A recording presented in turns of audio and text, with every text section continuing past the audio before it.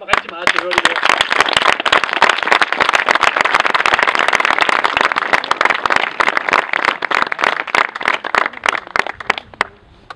Tak skal du have, Rasmus, og tak for en rigtig flotte præsentation. Og man må jo sige, at der er godt blæsvejr i dag, og det rusker rundt i forhold til blæst og sådan nogle ting. Og der kan man også sige på mange måder, at vores demokrati er ude i det ruskevejr. Ruskevejr både på europæisk plan, på international plan og også herhjemme. Og jeg synes jo, at når det er, at vi fejrer grundlovsdag, så er det jo vigtigt, at det er, at vi sætter fokus på, hvordan har vores demokrati det? Hvordan går det med de grundlovssikrede rettigheder, så det er, at vi alle sammen har i forhold til at ytre sig, i forhold til at deltage i demokratiet, i forhold til at få indflydelse, i forhold til at sikre, at alle har en plads i vores samfund, hvor det er, at de har mulighed for at bidrage og være en del af vores samfund. Og der må jeg sige, at jeg oplever, at demokratiet på mange måder har det svære vilkår på nuværende tidspunkt. Det gælder internationalt, hvor det er, at vi jo meget tydeligt kan se, at den økonomiske krise sætter en meget klar dagsorden. Klar dagsorden, der betyder, at mange af de folkevalgte bliver kørt ud på et sidespor, og det er nogle andre, der bestemmer, hvad det er for nogle beslutninger, der skal træffes. Den græske situation, den taler for sig selv. I Italien, der har man fået indsat en form for teknokratregering, sådan der er, at der ene alene kører efter og får styr på finanserne. Og på den måde kan man se, at der er nogle andre kræfter, sådan der er, at der dernede er begyndt at overtage styringen med landet. Men vi kan også se det herhjemme. I forbindelse med hele den diskussion, der er omkring, hvordan det er, at vi får rettet op på Danmarks økonomi, jamen, så oplever vi jo meget det her med, at man jo siger, jamen, nu bliver vi nødt til at gøre det, så det er, at markedet synes er godt, så renten den ikke stiger. Eller nu bliver vi nødt til at sætte fokus på en eller anden form for genopretningspakke, så det er, at der går ind og sikrer, at de internationale investorer, de fortsat har tillid til Danmark. Og på den måde, så blev partiet og den måde, så det er, at vi træffer beslutningen på, jo på mange måder blevet indrettet sådan, så det er, at vi jo meget forsøger at tjene markedet, og demokratiet på den måde er blevet markedets tjener, i stedet for det er, at markedet er demokratiets tjener. Og det synes jeg faktisk er en meget væsentlig forskel. Og noget af det, som det er, at jeg håber, at Mogens Lykketoft kan få arbejdet videre med i Folketinget, og i forhold til den internationale politik, så der vil vi få sat nogle lidt fastere rammer omkring de markeder, der er. Sådan så der vi på den måde kan få sat en dagsorden, hvor det er, at vi som folkevalgte, dem som der er med til at sætte dagsordenen i forhold til det politiske, får et større ord skulle have sagt.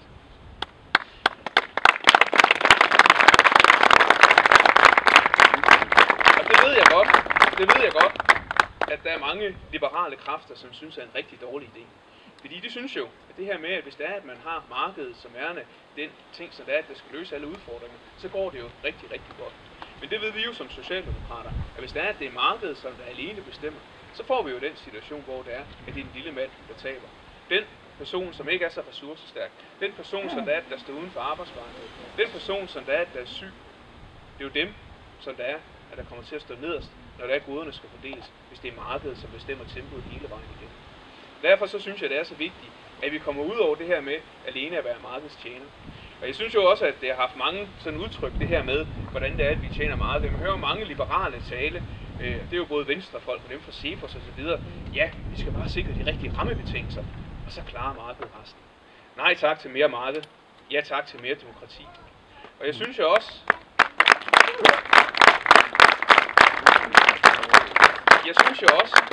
at når det er, at vi taler omkring det demokrati, vi har herhjemme, så er jeg faktisk meget enig med noget af det, som Tina Stavn sagde, nemlig, at efter at vi havde folketingsvalget, så er det som om, at valgkampen, den er slet ikke hørt op.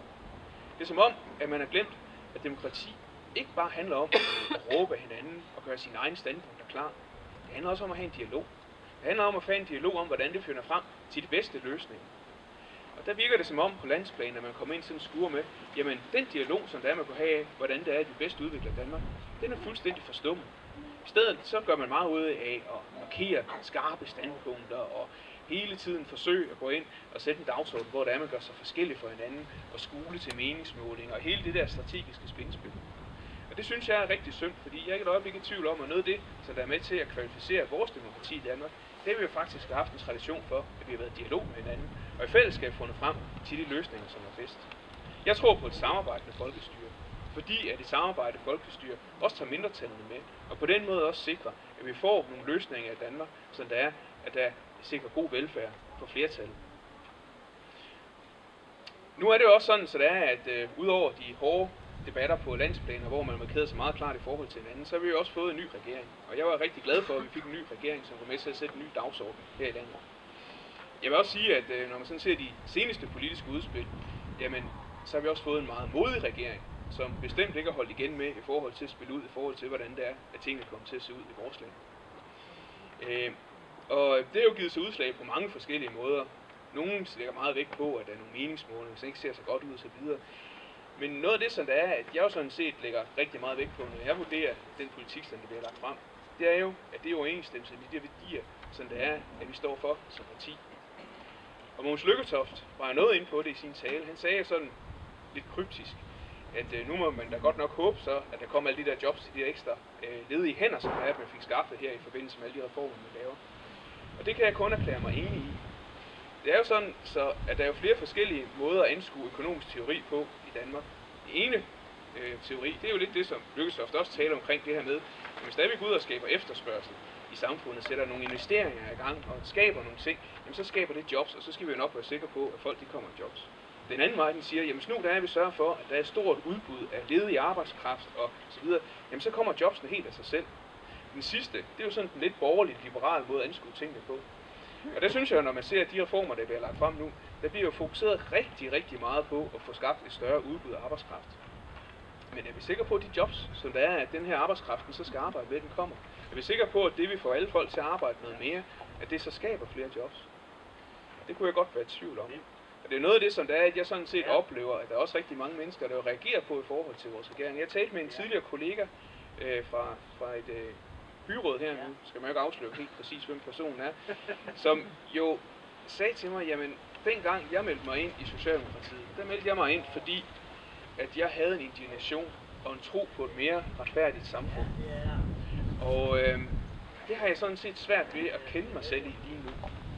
Og den følelse tror jeg, der er rigtig mange, som der deler. Derfor så mener jeg også, at det er afgørende, at vi nu bruger den aktuelle krise til at få sat en ny dagsorden, sådan så det er, at vi kan få det socialdemokratiske supertankerskib tilbage på den rette kurs, hvor det er, at vi skaber arbejdspladser, hvor det er, at vi skaber mere social retfærdighed, og hvor det er, at vi skaber et samfund, hvor det er, at der er plads til alle, uanset hvem man er.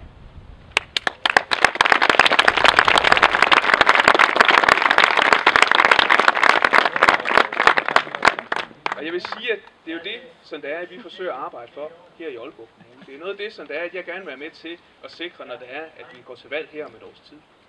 Jeg vil jo gerne gå ind og sikre, at vi i fællesskab kan skabe en handlekraftig kommune. En handlekraftig kommune, hvor det er, at vi investerer, skaber arbejdspladser, følger op på den meget positive udvikling, vi har haft som uddannelsesby. Jeg vil gå ind og skabe en tryg kommune, hvor det er, at vi føler, at vi er trygge, når vi bevæger os rundt i kvartererne. Men også hvor det er, at vi bliver trygge i forhold til, at når det er, at man bliver ældre, så kan man blive ældre med værdighed. Når det er, at man sender sit barn i skole, så er der velkvalificerede lærere, som udfordrer ens barn, men også fokus på de sociale kompetencer. Jeg vil være trygge i forhold til, at vi har nogle børnehaver, hvor det er, at pædagogerne de arbejder med børnenes sociale kompetencer, udfordrer børnene, sætter fokus på sundhed, så ikke så mange børn bliver overvægtige. Og fokus på en alsidig kommune. En alsidig kommune, hvor der er plads til alle. Men også en kommune, hvor der er, vi fokuserer på hele kommunen. For vi skal huske på, at Aalborg Kommune er så stor, er jo ikke bare Aalborg by. Vi har mange små, hyggelige landsbyer i vores kommune, som vi skal satse på. Og så en nytænkende kommune, det er en fjerde værdi. Jeg synes, det er meget vigtigt, at vi er nytænkende. Nytænkende i forhold til de velfærdsløsninger, vi skaber. Men også nytænkende i forhold til at understøtte de mange spændende erhvervsmuligheder, vi har. Vi skal huske på, at hvis ikke der er vi arbejdspladser, så har vi altså heller ikke noget at leve af i fremtiden. Og så sidst, men ikke mindst, så skal vi altså have en skarp social profil. Det er noget af det, jeg forbinder med at være socialdemokrat. Det er altså, at man har plads til nogle af dem, som der har det svært. Nogle af dem, som der er svært at finde deres plads i samfundet.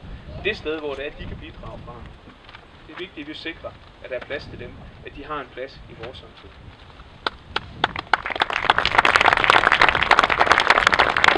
Og vi kan jo se, det virker. Vi kan jo se, det virker, den politik, vi har ført. Rasmus har jo noget inde på det i sin indledning.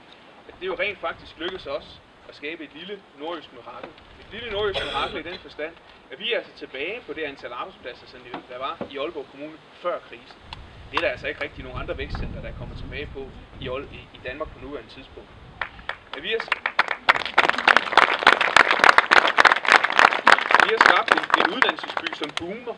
En uddannelsesby, som boomer, hvor det er, vi kan se, at de studerende de strømmer til. I år 2000 steg optaget på Aalborg Universitet med 24%. I 2011 der steg det med 31%, og det ser ud til at stige med en 12-14% i år også. Det er jo rigtig, rigtig mange unge mennesker, som tilvælger vores kommune, Aalborg, som værende deres uddannelsesby. Og det giver også rigtig gode muligheder for at finde noget at bygge på fremover. Og så er der jo hele udviklingen af Midtbyen, Havnefonden, alle de forskellige boligprojekter, vi bygger. Vi har virkelig sat gang i meget, som er med til at skabe arbejdspladser. Og det synes jeg, at vi med rette kan være rigtig, rigtig stolte af. For at bruge et gammelt slogan, så viser Aalborg vej på de her områder. Og det er jo resultat af, at vi har haft en stærk socialdemokratisk ledet kommune. Men det er også resultat af, at vi har haft en styreform, som har skabt ejerskab i hele byrådet, hele vejen rundt. Og det er jo en styreform, som på nuværende tidspunkt er under pres. Jeg ved, at Rasmus han arbejder ikke for det, men der er jo nogle af hans kollegaer over på Christiansborg, som har fået sådan en idé om, at hvis nu det er, at man centraliserer magten i de store kommuner, og så giver borgmesteren og kommunaldirektøren sådan en form for, jeg ved ikke, om man kalder det for enevælde, men i hvert fald meget mere udstrakt magt, end man har i dag, og afskaffer det, der hedder del administrativ ledelse, og gør rådmændene til udvalgsformænd og sådan noget. Men så kan man få en meget mere effektiv ledet kommune, hvor man kan få store rationaliseringsgevinster osv. I bund og grund, så handler det om, at man i Københavns Kommune ikke kan finde ud af at drive deres kommune særlig effektivt, og man også har lignende problemer i Aarhus. Det tror jeg egentlig ikke er så meget med selve styreformen at gøre. Det tror jeg mere noget at gøre med, at de har et politisk klima, som der gør det svært. I Københavns Kommune, der bruger man 8.400 kroner i administrative udgifter per indbygger. I Aalborg Kommune, som har nøjagtigt samme styreform, der bruger vi 5.200 kroner i administrative omkostninger per indbygger. Og det er jo fordi, at alle de ting, som de ikke kan finde ud af i København, som de siger, at vi har brug for at få en ny styreform til, det kan vi sagtens finde ud af. Men jeg vil kæmpe for, at vi kan blive ved med at have en styreform i Aalborg, som tager hensyn til mindretallet. Jeg vil kæmpe for, at vi bliver ved med at have en styreform i Aalborg, som der skaber ejerskab. For det ejerskab, som vores styreform har sikret hele byrådet, har jo gjort, at vi har haft den handlekraft, der skulle til i forhold til at realisere de resultater, som der er, at vi opnår på nuværende tidspunkt. Så derfor så håber jeg meget, at man opgiver det her med at centralisere magten og formindske demokratiet i de store kommuner, og at man fastholder den måde, som der er ting, de kører på i dag. Om ikke andet, så vil det være rigtig, rigtig rart, hvis der vi kunne få frit valg. Sidst jeg vil sige, det er, at jeg synes, det var meget inspirerende at høre Jakob tale omkring det med at kæmpe for demokrati andre steder i verden. Der er ikke nogen tvivl om, at der er rigtig mange mennesker rundt omkring, som der bliver undertrykt. Mennesker, som der har nogle visioner, nogle idéer for deres samfund, som de ikke kan få lov at kæmpe for. Mennesker, som bliver smidt i fængsel, fordi de tror på et andet samfund, end det, som der er, at dem, der har magten, gør. Jeg tror egentlig, de største tjenester, vi kan gøre de mennesker og verden som sådan, det er jo at sikre, at mennesker, der har drømme og visioner og idéer, de får nogle muligheder for at realisere dem.